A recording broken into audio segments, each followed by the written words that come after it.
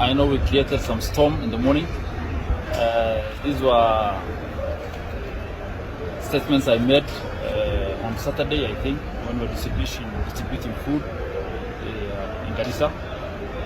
And those statements, first I want to make it clear, it's not a party stance.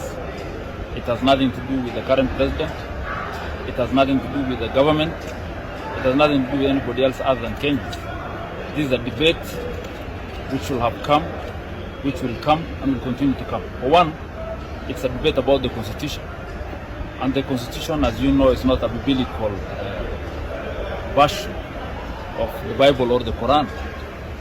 The Constitution can be changed, can be amended, and will be amended, whether by our generation or the generation to come. And the amendment starts from an outburst or a sentiment by one or two people.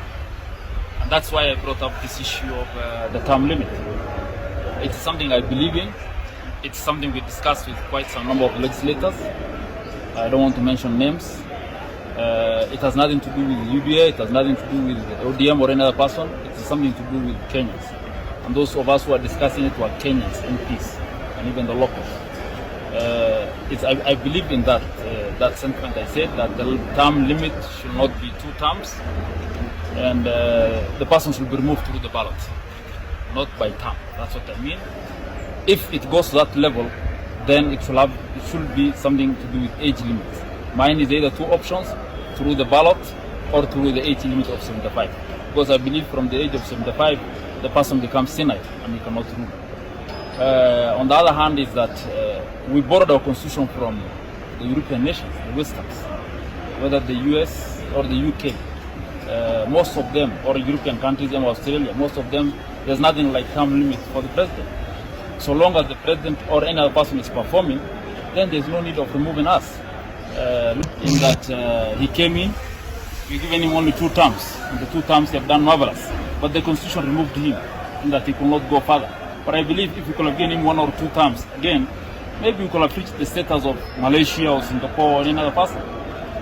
So that's why I said, surely is it advisable to remove somebody because of a term limit while he's performing? If you go into the corporate world, the CEO of Cooperative Bank has been there for a long time, but he has not been removed. Why? Because he's performing well, the bank is going well. Go to Equity, the same. So these are corporate itself, though it's a state different, but if you are performing well, you should not be removed. Assuming that now the current government, we came in when the government, the economy is at a state we cannot talk of. We cannot implement those of the plan because of the debts and the amount of resources we have. So assume that the president now takes action in implementing his agendas. He has to write up or clean up some of the messes. That might take him 5 years, a term. So we'll only have maybe 5 years again to implement the agenda, so he's talking of. So by 5 years again, you're going to remove him. So I was thinking maybe if we give any president for you to implement your agendas, clean up the mess of the other previous government, or whatever it is, you're given a 5-year term to do that. And then you implement 2 or 2 terms again, you can do something. But I believe